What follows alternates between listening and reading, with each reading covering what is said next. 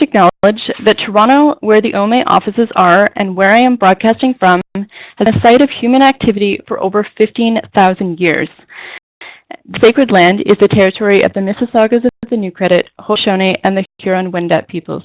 Today, Toronto is still home to many Indigenous people from across Turtle Island, and we are grateful to have the opportunity to work in the community on this territory. Before we get started, I want to start by making sure that everyone knows how to participate. You will see the slides and you will hear the presenters speak. If you'd like to ask a question or make a comment to the presenters, simply type your message into the chat box at the right side of your screen and click send. As moderator, I will be monitoring the chat, and we will do our very best to ensure that all your questions are answered. There will be time to address questions and answers after the presentation. I would also like to take this opportunity to recognize the project partners, the Royal Ontario Museum and the Canadian Centre for Diversity and Inclusion, as well as the Ontario Ministry of Citizenship and Immigration for funding this Museum Inclusive Leadership project. As part of this project, I'd like to mention the Inclusive Museum Toolkit, which will be launching in March 2018. This toolkit is being developed by 10 partner museums from across the province with feedback drawn from the experience of experts and innovators on Project Advisory Committee, as well as from within their communities. Many of these project participants are joining us here today, as well as some of the wider OMA membership, so I would like to extend a warm welcome to all.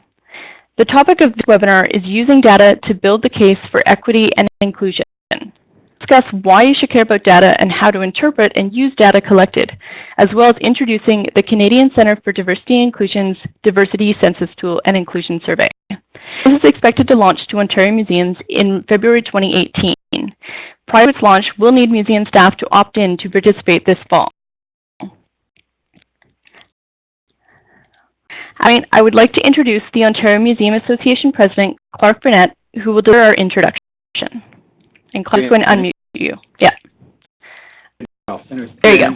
Yep. Hello, everyone. I'm pleased to welcome you to this second webinar as part of our work to support a strong, vital, and inclusive museum sector. In 2016, the OMA's annual conference, Towards the Future and Inclusion, presented the Ontario Museum community with an important opportunity to critically reflect on and discuss how best to create substantive and meaningful change, leading to the relevance of museums as institutions bring to strong societies, well-being and belonging. Form the Ontario Museum's 2025 paper and need to develop tools, strategies, and best practices for museums to increase capacity and effectiveness in addressing accessibility, diversity, and inclusion, and Ontario's culture strategy. The OMA has worked collaboratively on 2 new projects to support our collective vision of a strong, collaborative, and inclusive museum sector. They continue to build on the work presented through the UK Museum Association Transformers Project, the OMA's own Succession Project, Engaging European Toolkit. In particular, projects to address the need for data on diversity and inclusion within the Ontario Museum workforce. Little data surveying the level of diversity and inclusion available in Ontario that is specific to museums. In 2013, a report from the Mowat Centre, however, did find that the not-for-profit sector in Ontario in general is leading diverse leadership and could benefit from developing a stronger commitment to diversity and inclusion at the organizational level. To say that these organizations do not value diversity and inclusion or are not already engaging in such work, but rather they could use further support in identifying where and how to improve their effort. The OMA wants to work with museums, staff, and volunteers to fill the gap in research and has been working closely with our partners at the CCDI and to adapt CCDI's Diversity Census Tool, which will use a DCT, and the Inclusion Survey for Ontario's museum sector, which we introduced as part of this webinar. The Diversity Census Tool in Ontario museums, the OMA wants to support museums in making effective change to foster a museum workforce that is stronger and reflective of Ontario's diverse communities. Yours will be a major contribution to further advancing diversity and inclusion within our museums and will help in our communities and the cultural sector. Your participation in the DCT helps us all and is a great opportunity for you and your organization. It's your chance to join a provincial movement that has shifted its focus the importance of diversity and inclusion in Ontario's cultural sector. By participating in the survey, you take an important is well aligned with the 2016 strategy and the goal of our community. Two, in your organization also get awareness of the organization. We work to find opportunities to change that can help us advance some collaborative and inclusive museum sector that promotes community life and well-being of Ontarians. That's critical to help you build the case for change. The opportunity for diverse and inclusive and make our organization more complete. Well, I'm not the expert on all to prepare you for this data and diversity and inclusion survey. We're very fortunate to have our team with us today. We've got Johnston of the Royal Ontario Museum, who is the Audience Insight Coordinator supporting our diversity and inclusion initiatives. The Insight Specialist in Science Communicator, 8 years experience of mixed method research, design, execution, and reporting. Alder has also previously worked at the Science North and the Art Gallery of Ontario. We have Stephen Francis joining us from the Canadian Centre for Diversity and Inclusion, who's Manager of Measurements and Analytics. Steve has analysis and reporting experience, gain marketing, communications, and public relations roles throughout the CCDI. He is a proud employee of the museum sector, with his first professional experience being at the Textile Museum of Canada. We'll do the presentation, and then we'll have questions. And I thank both Alexander and Stephen for joining us, and all of you for joining in on this conversation during lunch. And I'm happy to pass the mic over to Alexander to get us started. Hello, everyone. Thanks, Anne, for taking some time your busy Wednesday to sit down with us and talk about why this initiative is so important. I think that internally we've been talking about really the importance of why this is important, that we have people within the Ontario Museum sector actually participate in this project, and of course I'm quite convinced on the importance, and I think that part of perhaps you seeing the importance of it as well is really going back to the core idea of the value of data. So that's kind of where I'd like to start today. It's just the idea of situating how those working in museum research, like myself, see data, and we think it's a very important part of understanding the goal of the project, as well as the benefit to you. And as you'll see, we'll get through that importance of data and kind of get into how the DCT links into that and how that's important to you as well.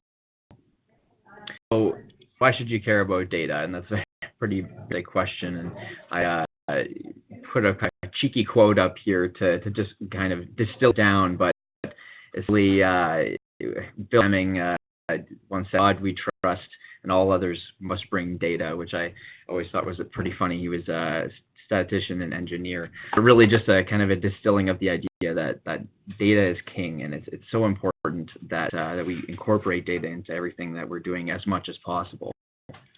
You may have at one point, if any of you have a marketing background or have been around marketing teams, you may have seen this image before, what we call the marketing funnel, which is essentially a visualization of the customer journey if you're a marketer. It goes through 4 steps, being to attract, engage, convert, finally to nurture that journey with the customer, in terms of nurture being the glue that's holding together that entire structure. So we like to take a little bit of a twist on that here in terms of my approach visitor research and audience research in general, and you can see how that's changed, and really attract becomes to identify, and by I mean that you want to name your target audience, and we're talking about audiences to museums in general, but again you'll see that identifying who you are trying to speak to or what it is that you're trying to achieve, really being able able to clearly find that is really key to as a first step in any process of research.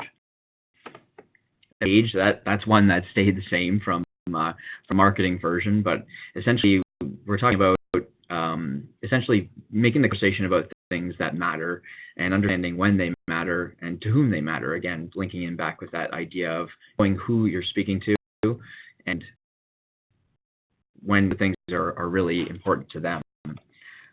Following up with not converting them, again, a very market term, but we like to connect.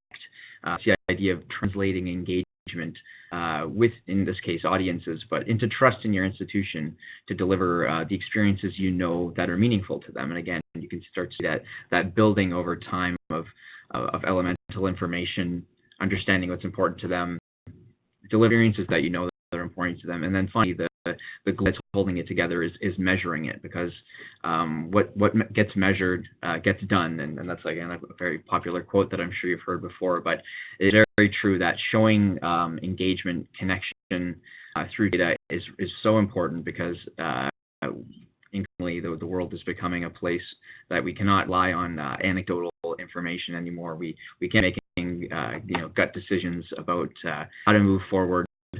And the idea of measuring has almost become just as important as the initiatives that we take on, because we really do need to be able to leverage the things that we've done and be able to point to and say, here's the progress that we've made over time. You might ask yourself, why do audience research professionals in the museum sector care about data? And if I was going to answer the question myself, I would say it really is distilled down to the idea of evidence-based decision-making, and I've again kind of touched on that already, but we kind of have three bullets here that, again, I work at the ROM at this moment, but being at our Gallery of Ontario in the past, Science North, all very similar methodologies towards, again, and mandates towards why data is important, and that idea of creating experiences that are actually valued by our audiences rather than what we say should value is really key, and probably the most important piece that you're seeing there on the screen.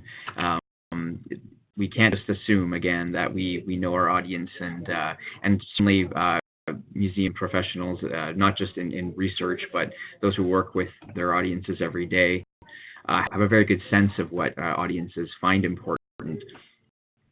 But again, really having the dialogue with them is something else entirely, where we do have data to show that, and again to point that, and it isn't just something that's residing inside of our gut. We want to understand our audiences a little bit better and really build a strong relationship with our institution. So your institution, and that's certainly, I imagine many of you again engage with your visitation on site, your visitors online, perhaps if you have a website, if you've done any online outreach, or perhaps you actually do have outreach where you go out into the community and are engaging with your audiences and your communities. But really building that strong relationship with your institution is really important. And data is part and parcel to really contextualizing all of that.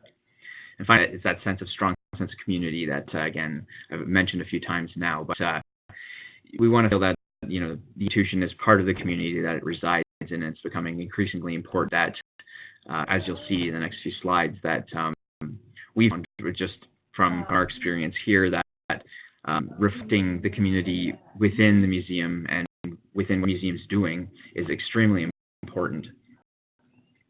With knowledge, and we have that data, we're able to align museum to the community identity, and really reflect to the community in a very visible way your commitment to diversity and inclusiveness, which is really quite important and paramount in our view.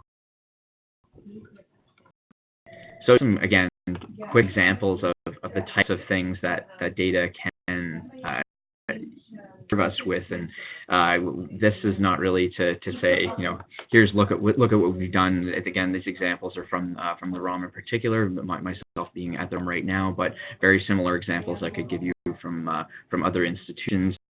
And really, the idea is just to show the difference between anecdotal information and data.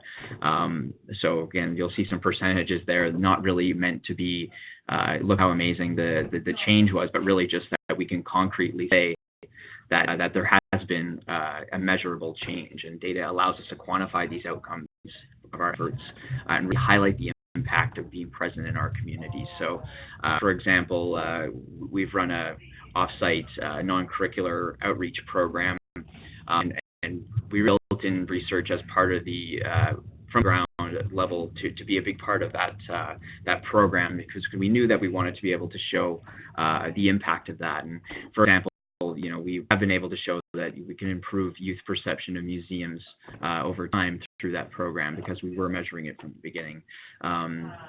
We have been able to show that we can distinguish classroom learning from outreach, and I think that's a really important piece there as well.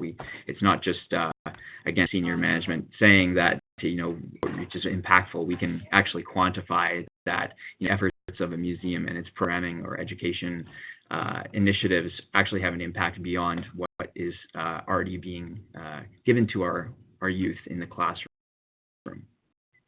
Well, there's just quantifying enthusiasm for repeat engagement with a program, just that of quantifying that there is a repeat enthusiasm, that people do want to continue to engage, and not just that we talked to the parents and they said, yeah, your program is really good and we probably will sign up next time. This allows us to actually have some concrete things to hang our hats on, and essentially again quantify that with data, so you can see how we really do value the data in that sense as well. Another example, we recently did some focus groups in the community within GTA, and not only with the program approach being with these, we also allows us to listen to communities. So this focus set of focus groups really allowed us to listen to communities, and through that allows us to assess community needs and understand what it takes to address them. And this is all because of data. We've collected data that we are able to point to in having these findings. So in terms of, again, not to focus just on these groups, but just to use them as an example, but what we found from dialoguing with the community and collecting data in that sense, we found that interactivity, accessibility, and need for museums to reflect diversity is something that's valued from communities in this area. We do have data to show that can be more visible, and here's how communities feel that we can be more visible. And also point to a list of things that of things needed to communicate more effectively with particular audiences, because we communicated with those audiences directly, and they told us what we could do better connect with them.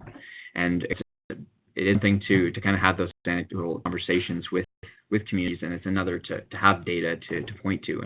And again, it all goes back to that idea of the power value of data, and how we think it is so important to moving forward with this process.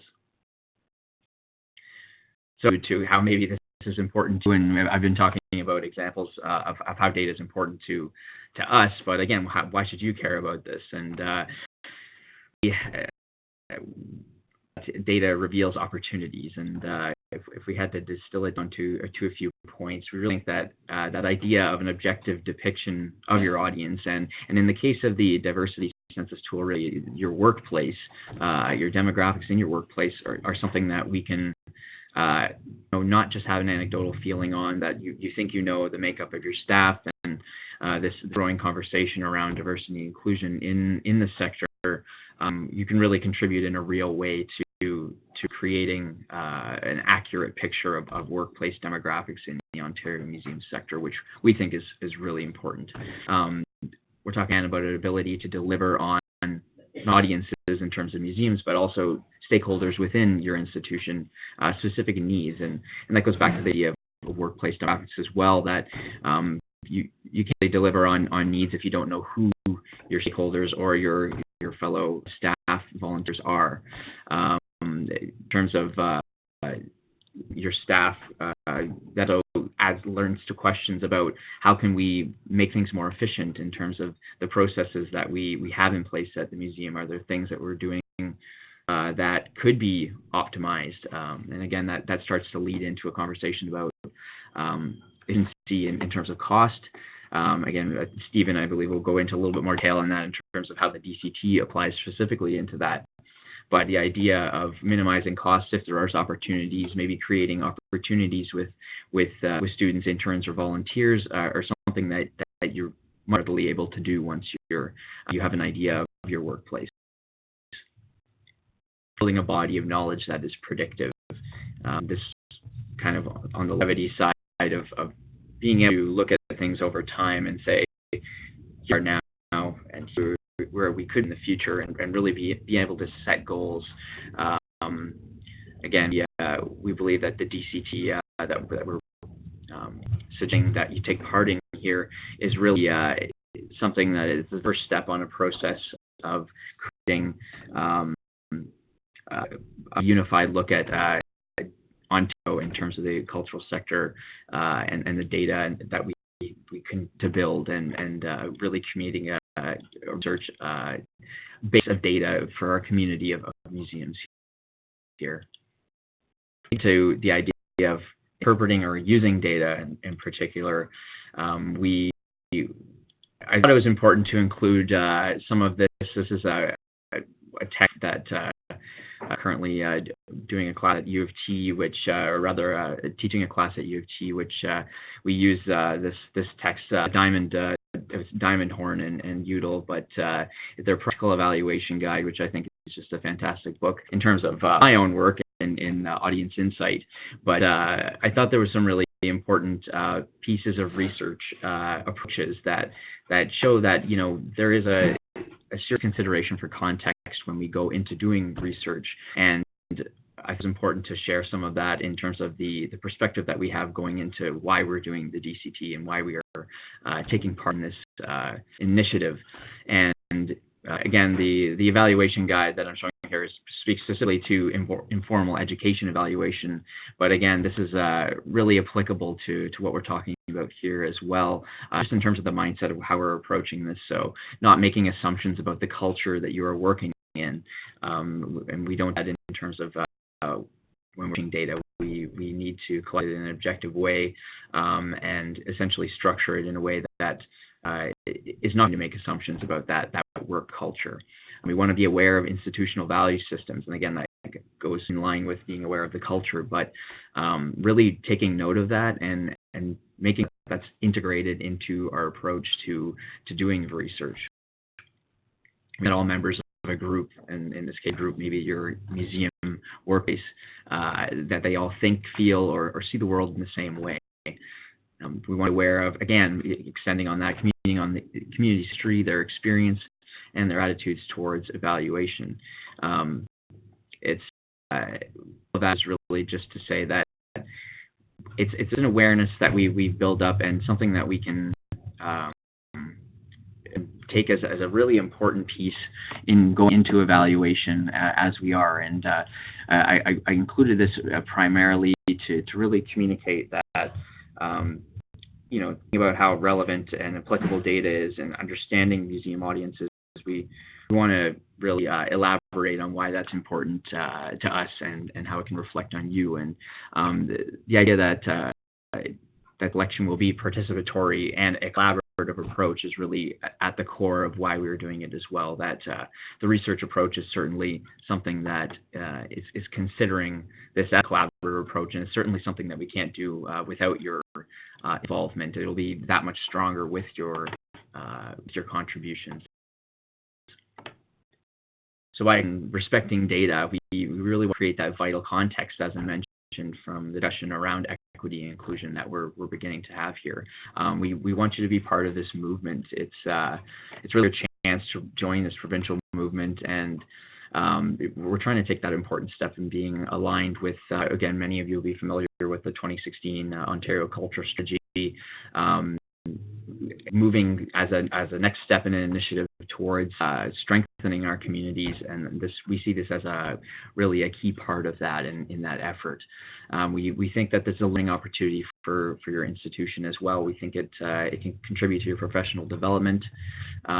We would like to understand those unconscious biases that maybe you and your organization may have. And again, Stephen will get into that as well in terms of how that applies to the DCT, but we really want to start to have that conversation and look realistically about where diversity and inclusion initiatives can possibly be improved as well.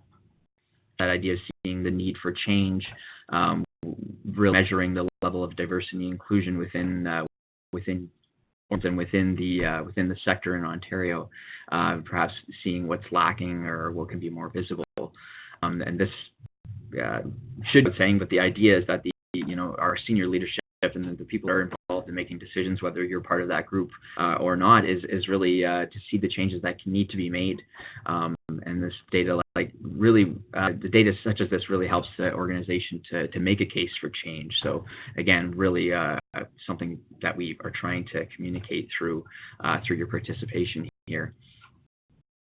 I mentioned earlier the idea of being Ontario Museum specific, and the idea that alluded to that we are Canadian, we are Ontarian, and we have Ontario data. So often we look at studies that are being done. You may read a research study, and 9 times out of 10 it is something that was conducted in the States, or it was conducted in another part of the world where we hear about these studies and they're not specific to Canada. We do know that Canada is different, and we know that Ontario is a different place. It's not, we can't always just assume that the insights that we have from research being done in another area is applicable to us, because we do know that we are unique in that way. So it's really important to start to build a body of data that is particular to us.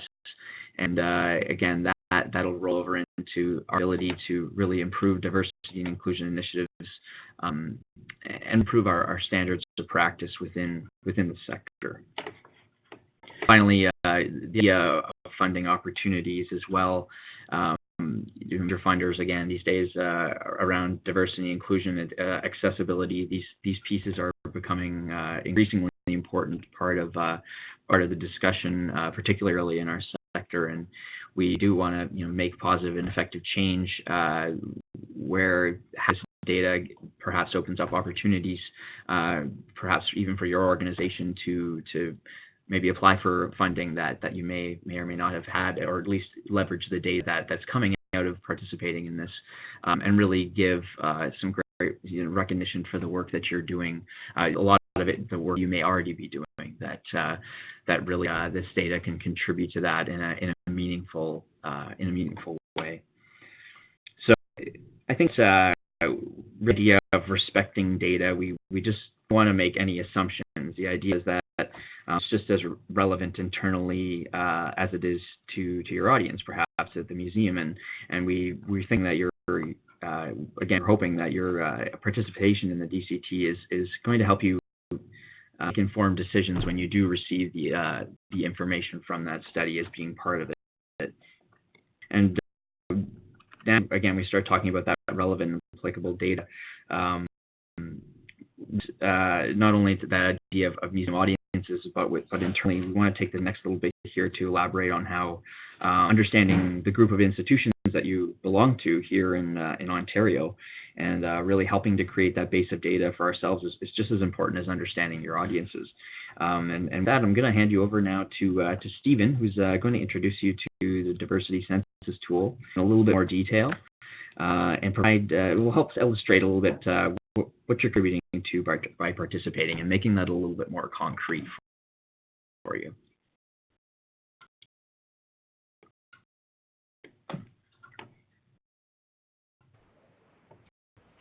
Thank you very much, Alexander, for that lovely introduction, and thank you for the OMA for providing the space for me to talk about a topic that is very important to me, to an audience that I feel home with, having worked in museums before.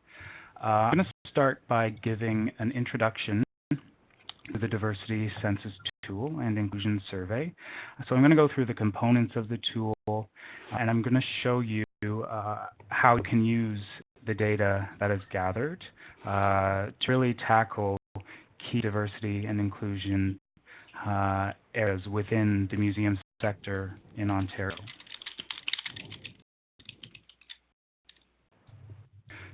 the diversity census tool? Well, it is a tool that we've developed, and we have used it with, about 50 organizations, and they range in size, smallest being 100. We have large organizations where it's upwards of 100,000. In terms of the areas where they're working, we've done nonprofit organizations, we've done the corporate world, we've also done large-scale projects with different industries, so we're not new to looking at sectors. So we've done what we call diversity by the numbers projects in the legal industry, also policing, and now we're doing something similar within museums, so it's very exciting for us as well.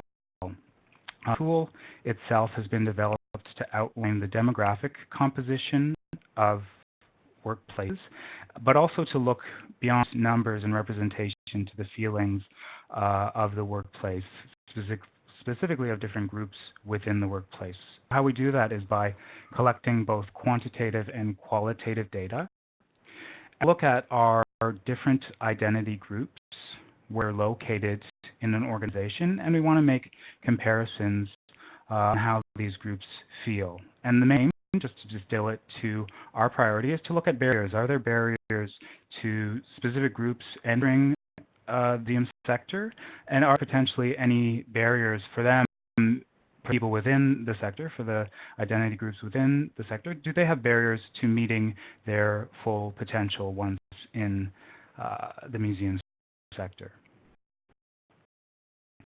Part of the diversity census is where we collect that demographic information, and we have a broader sense of the identities that we want to look at, and we've listed them here. There are 12 dimensions of diversity that we cover, and those that are relevant that we've seen and read in the research to diversity and inclusion in the workplace. But it's sectioned off into two identity types. So we have workplace demographics, and as Alexander has said, we want to get a sense of the culture of museums. So the culture is composed of different identities that are specific to the museum sector. So that's where we're getting at things like role. We're getting at, for this project, we're looking at tourism regions, and we're also looking at senior leadership, so whether someone is leadership or not. So those are the workplace demographics that we look at. We'll look at personal demographics, and in terms of reporting, I'll go into some examples later in the presentation, but we want to look at how the different personal demographics are presented within the specific to the museum sector. So are there any concentrations or omissions of specific groups within roles or within tourism regions? So those are the representation components that we look at. And we ask a lot of questions because we don't want to just report on them as silos, so just look at one identity at a time. There's also intersections of identities, and that impacts the experience an individual will have. For example, gender identity and racial identity, there could be a specific experience as it relates to barriers to Caucasian women. There would be or could be a specific experience related to racialized women. So we want to look at the intersections, and the intersections, when I say that, I mean the unique experience based on the multiple identities that we have. There's one component. We also want to look at how people feel. So that's the second part of the diversity census tool. And we measure, we have 4 mandatory questions that we ask, and these get at the heart of perceptions of diversity and feelings of inclusion. But we will have additional questions that are asked, and they relate to different topics that are really important to the inclusiveness of an environment. And I won't go too much into detail on those because I will in a later slide. But what I want to say is we never run the inclusion survey without the diversity survey, because knowing how inclusive an environment is important. We want to know how different identity groups are feeling that inclusiveness, or are they feeling excluded from an environment. That's why we always map the data from the inclusion survey to the demographics. So located insights from the diversity census tool. As Alexander said, sorry. Sorry, Stephen, I'm just going to interrupt for a second just because I think the slides are frozen. So give us 1 sec. Okay.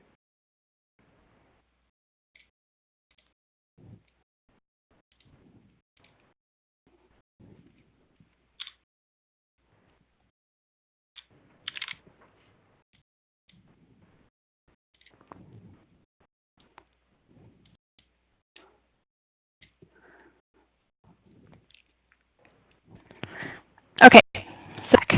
Good. So now to a slide that says data collection and diversity. Mm-hmm. Yeah, good. Okay, great. So with Engage, we want to set out some research goals, and for the museum sector, a goal would be make sure initiatives reflect your museum population. That's a goal. We at CCDI have a specific research question that we want to answer, and that again is barriers that are faced by different groups within the workplace. So in terms of the data and how we look at it, first we want to look at if there are barriers to specific groups entering the workplace. So the way that we do that is looking at the representation of these identity groups within the museum sector, and then we would want to compare it to the community to see, are there large overrepresentations or underrepresentations of specific groups. So that will, in terms of the data and what insight it provides, give us a lens into potential barriers for specific groups entering the workplace. But once we're looking at the workplace, we want to see if there are any barriers to progression within the organization, and in this instance it would be the museum sector. So we look at representation overall within the organization, and we compare it to roles specific to the museum sector. And generally we want to look at a hierarchy. So is there any barrier to development into, for example, full-time position rather than a part-time or contract, or is there barrier to development to your leadership? So that's another analysis, specific frames to look at barriers, potential barriers to progression. But again, I did mention intersectionality, and if we do find any barriers for a specific identity group, we'll want to look at them in a more sophisticated way. So we will look at multiple identities at the same time, and then take what is called an intersectional approach.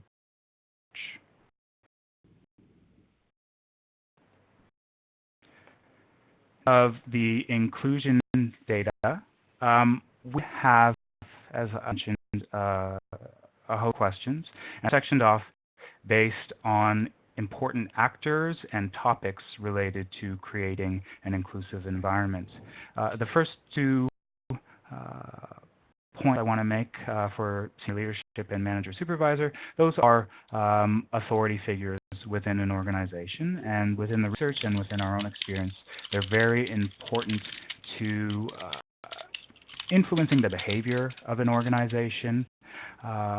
We use the term tone from the top, and that relates to senior leadership. We can all think of examples where we've had senior leaders that were open and communicative and really invested in the goals or aims of the organization, and also the development of the workforce. And we've also had experiences where leaders have not been so engaged and not open with communication, and we can really the different feeling that gives us in terms of the organization as a whole. But we move beyond just authority figures and also look at the perspectives of people, the workforce, in terms of bringing their identity to the workforce. So we do look at work-life intersectionality. Another way of saying that is work-life balance. And the reason we want to look at that is because employees to feel that their identities within the workplace are valued, so the commitment that they're making to their roles and projects, but they also want to know that their life outside of work is respected as well. So issues of accommodation for different needs they might have, that's where we tap into work-life balance. But another thing that we want to look at is the environment, and is it structured in a way that is equitable? So we have questions related to fairness and respect, and those around policies, around behavior, and things of that nature.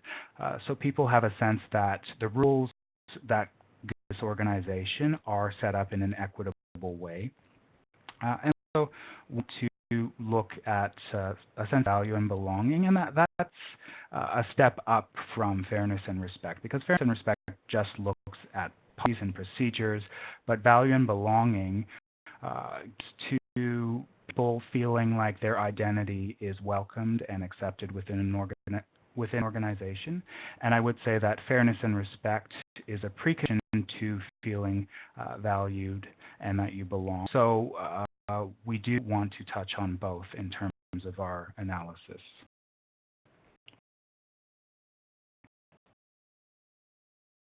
In terms of how we then start getting our insights, we want to assess gaps. So I did mention concentrations or omissions of groups within an organization. Slide, I'm showing you a cross-tabulation. So in this one, we're looking at a workplace demographic role by a personal demographic, in this case, gender. And we can see how the gender distribution plays out at the different levels within an organization. So if we look at administration, we see that representation of women is about 2/3, so 67%. But if we go up to the direct level, we can see that women's representation is 1/3, so about 33%. So that could one way or the other in terms of just making a comparison between the two. Someone might see the director level and see that 1/3 women are at that level, so would think it is a good thing, but we want to contextualize any information that we're looking at. So we also look at the overall representation of women. That bar chart beside, we see it's around 70%. So the director role, we're seeing an underrepresentation of women.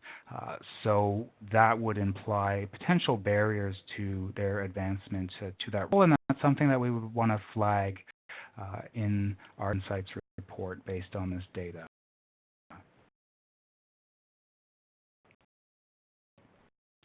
Of our deliverables for this specific project, we have automated reports and an insights report. So automated reports are the numbers. So we have Excel documents that have percentage distribution of the different demographics. So we have aggregate diversity data, so looking at role overall, looking at gender overall, and that would be for all participants within the project.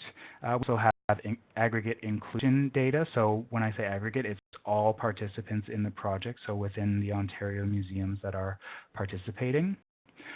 But in the data, we also have cross-tabulation. So we can look not only at gender overall, but we can look at the gender distribution within roles. We can look at gender distribution in terms of leadership. And with this project, we've had tourism region as a workplace demographic, so we can look at the gender distribution there. We have cross-tabulations for inclusion data, so we can look at different levels or feelings of inclusion for workplace. So do certain tourism regions, as it relates to diversity and inclusion, feel more included than others? So those comparisons can be made in terms of workplace, but also per demographic. So do women feel more included than men? Do Caucasian respondents feel more included than racialized respondents? So we're able to really dig down and see and pinpoint particular groups that feel more or less included than others. We leave our clients with all data because you can get bogged down. So what we do is provide an insights report. So this is a written report, and we're going to be structuring it around the Ontario museum sector as a whole. And we're going to look into findings, and the way that we do that is we look to see if there are large significant differences between demographic groups in terms of their representation in more advanced roles within organization. We also look and see if there are significant differences in terms of their sentiment on the different inclusion questions. But we bring in as well, in terms of the qualitative component, open comments, and we will be doing thematic coding. And in terms of what we isolate for key findings, we look for significant differences, but we also want to make sure that we're building a comprehensive narrative. So are we seeing gender within the representation data, so demographics? Is it bleeding also to the inclusion results? And is it being commented on in the open text comments? So we really build a story of the key priorities for groups. But we want the report to just look at things that are not going so well. We do also look to see where there are instances in data where we're not seeing barriers for specific groups in their progression. So we want to bring a good story as well. And we do find or isolate these key findings. We're going to look at them in terms of the tourism region. So if we find something going on with gender, we'd want to see if that general trend in Ontario, we'll see how it plays out in the different tourism regions. So are there exceptions or are there specific regions that are in line with that trend? And an offering for the insights report is we don't want to just leave you with these key findings. We want to provide next steps and base these on the global diversity and inclusion benchmarks. And we'll provide these to, and we'll focus mainly on the museum sector in Ontario, but if there are specific tourism regions where we're observing barriers, we will target these next steps to those regions. But this is really providing the OMA with an action plan and suggestions of things that they can build on from the data. A screenshot of mock-up of our report. So the way it lays out is we'll look at specific demographics, we'll provide bullet points, and then we'll start with overall representations, and then we'll look at cross-tabulations to really pinpoint what is going on with that identity group with an organization, in this case the museum sector in Ontario, and it brings in qualitative data to really support the evidence that or the arguments that we're making.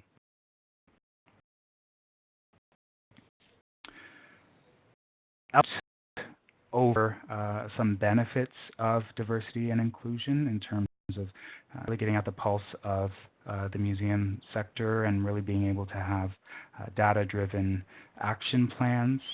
There are also business impacts of diversity and inclusion. There is a lot of research out there on the return on investment of diversity and inclusion, so I do want to talk to that as I end my portion.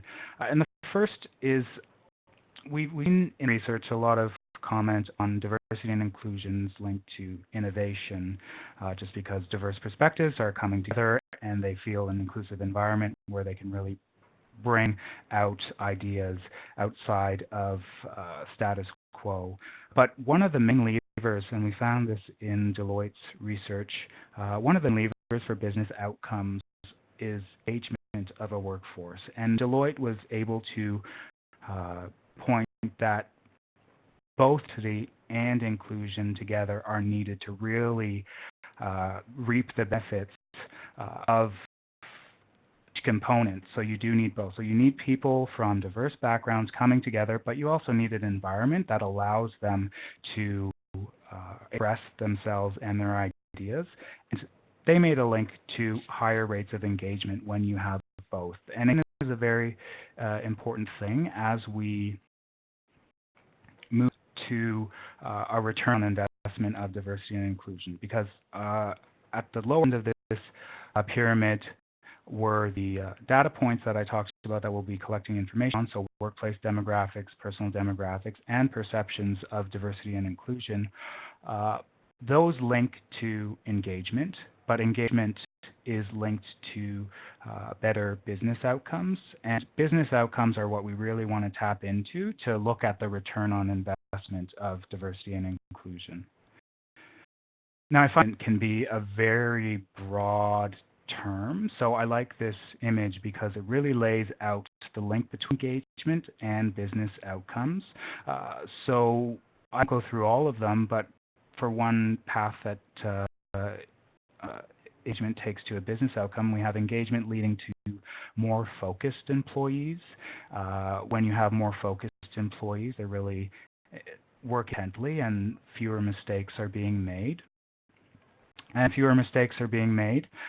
Certain environments, they may be concerned with safety incidents. So with fewer mistakes, you have a decrease in safety incidents. And with a decrease in mistakes, also it's impacting the cost of goods because you're not making mistakes with the production of services or products. So I like this graph for that reason. Okay, so we now have gotten to the point in our presentation. Thank you so much, both Stephen and Alexander. We now have some time if anybody has any questions for Alexander or Stephen this morning. To chat, sort of type your question into the chat box. That's probably the easiest way.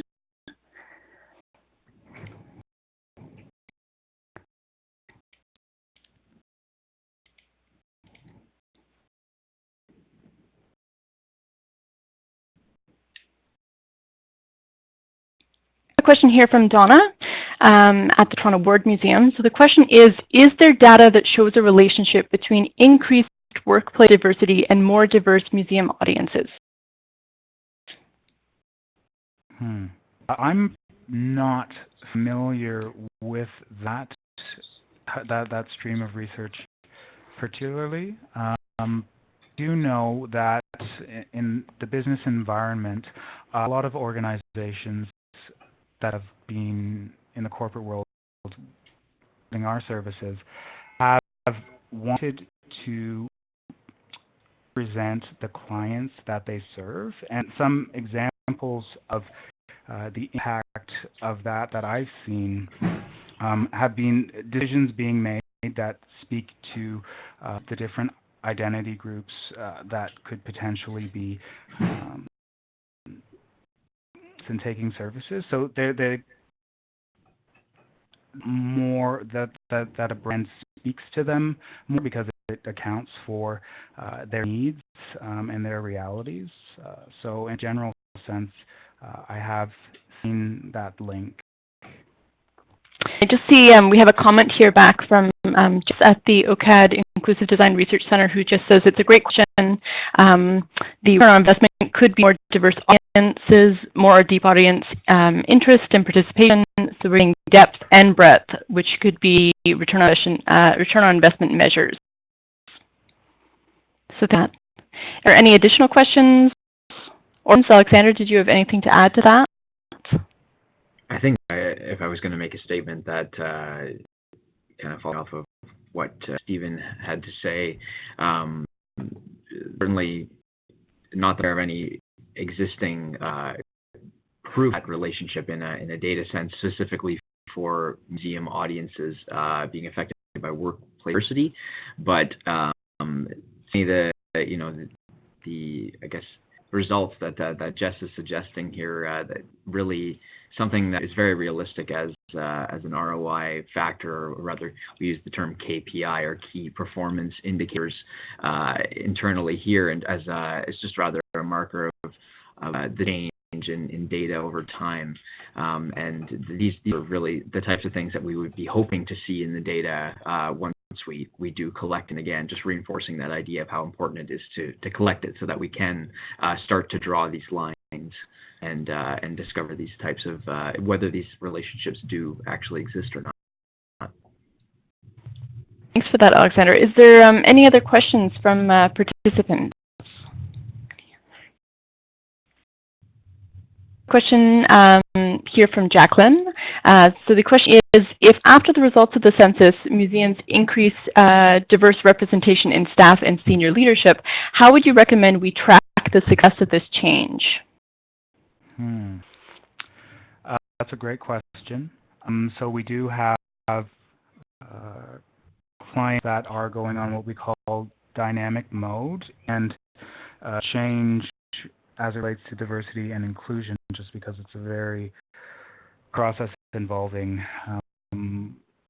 change management, basically. So clients that track their representation year over year, and in terms of not only representation but inclusion, we don't suggest tracking inclusion until at least 3 years from when you first do it.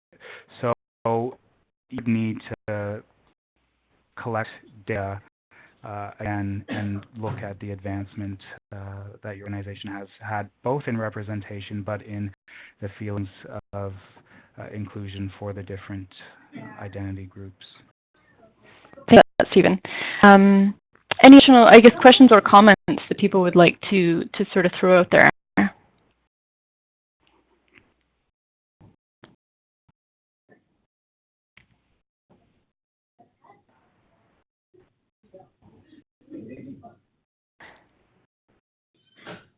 We'll just because I know the typing takes a little bit of time, but if anybody has any other questions they'd like to ask either presenter.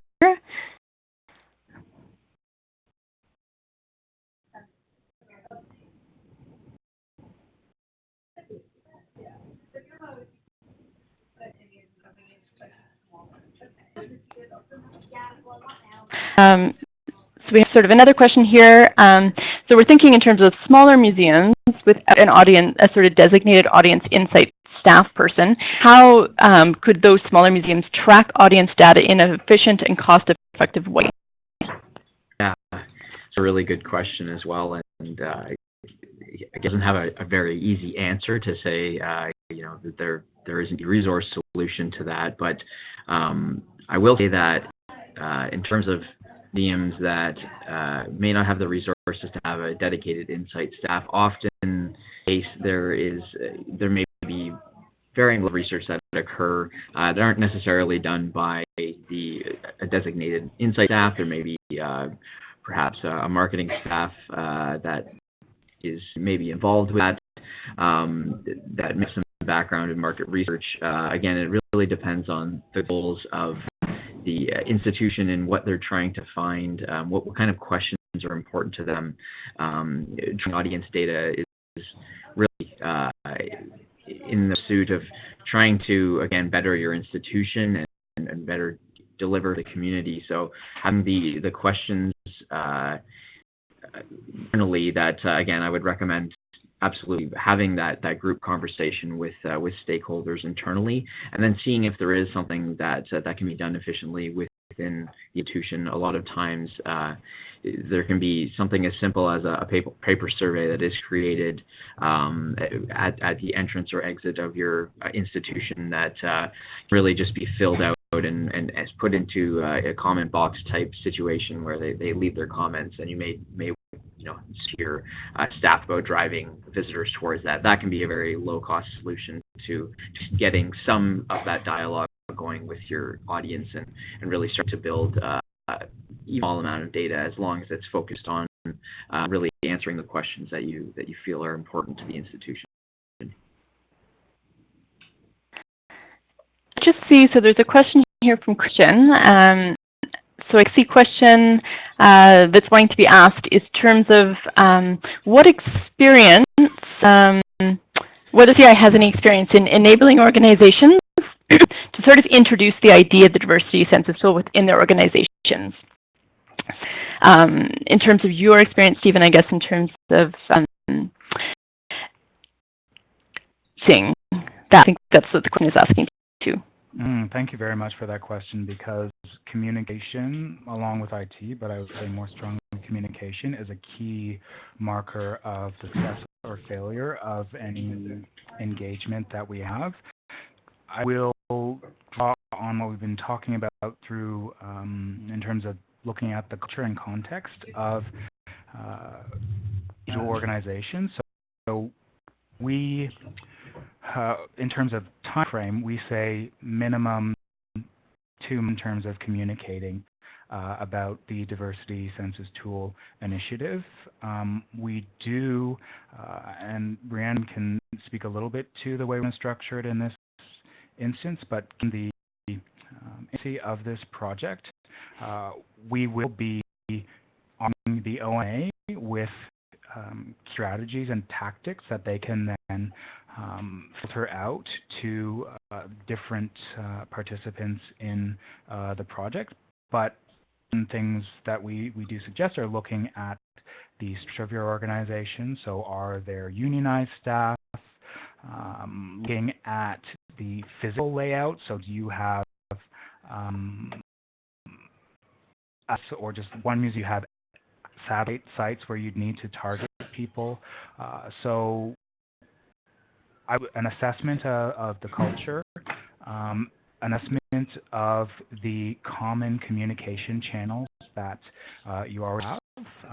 But I would say that don't feel that you're thrown out there with no information. We do have a plan for getting some key things you should consider as it relates to communication. That's Stephen.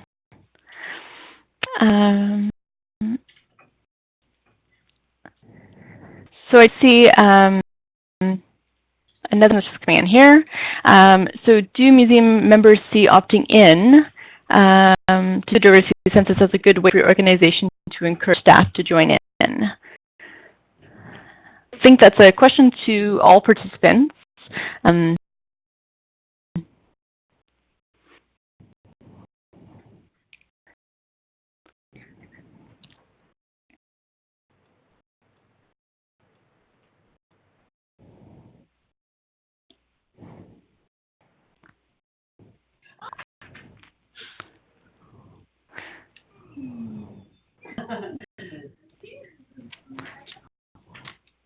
So I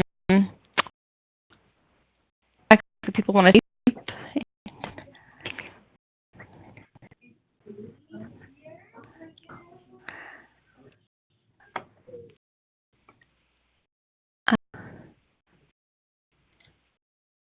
then let me just see.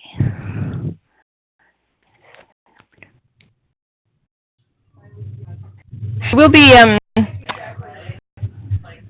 adding information sort of at the end of just this presentation about next steps. As sort of mentioned there, there will be more information about the rollout of the Diversity Census tool that will be coming at conference, which is next week on Friday, October 13th, as well as additional information that will be sent to the institutional members.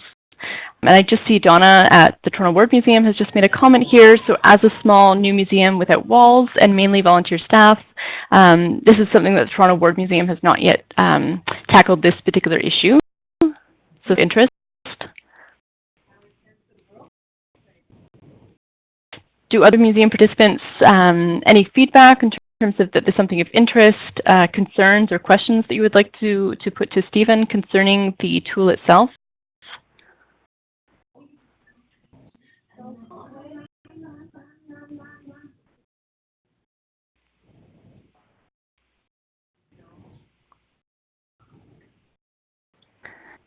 So I see just another.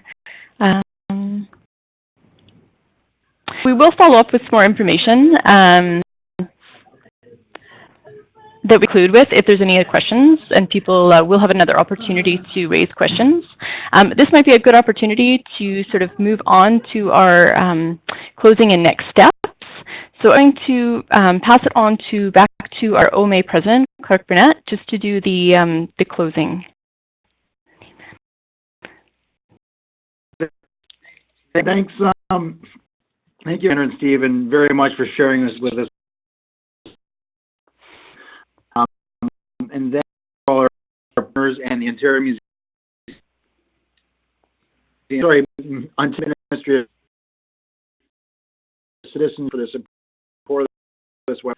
I hope the presentation has inspired you to reflect on diversity and inclusion in your institutions.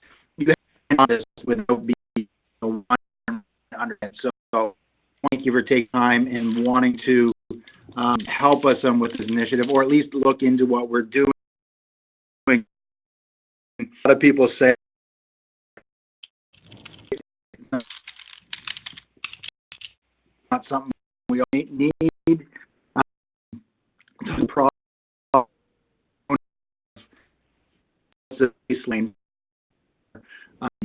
the inclusion issues within our institutions, within our region, and across the sector, across Ontario. So I would have just loved also here on the participate in the survey. Colleagues, get the volunteers, get your staff members to participate in it. It is Ontario to and that it's on, and also sort of term doesn't run into some HR issues. But we would to sort of advocate so we get a great baseline across the province, understanding where we're at right now, so we can take steps to move forward. As mentioned, we'll link out information on the diversity Census tool. Total members beginning week. We also hope October 13th that the conference and learn more.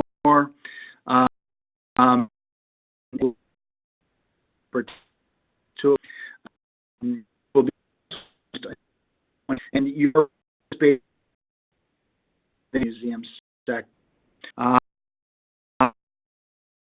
Thank you for signing in, participating. We hope you listen in and can with us.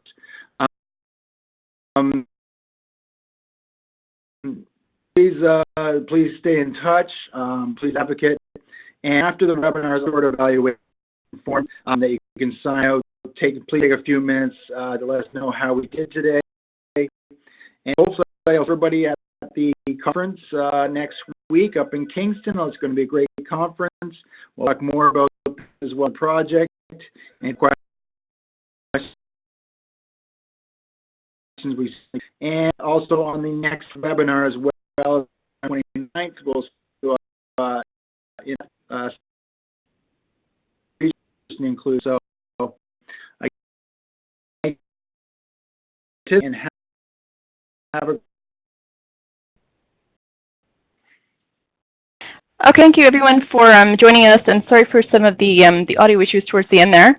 As Clark mentioned, these are all the dates, so we will be presenting again next week at the OMA conference during the annual general meeting, and we'll have a display booth available. So we'll be rolling out more information regarding the diversity census tool. We're also going to be sending out emails as of next week, October the 10th. So you should anticipate hearing more information about the rollout very shortly. And if you have any questions, as always, feel free to reach out. My information is there, coordination@museumsontario.ca. You can also check out the website that's listed there for any information about upcoming events or activities, including the Diversity Census tool on the Ontario Museum Association website. We'll also be sending out communications via our On Museums and other communications channel. So thank you everyone for joining so much, and if you can take a minute to complete the evaluation form that will pop up once you exit the webinar system, that would be great. Thank you, and enjoy the rest of your day.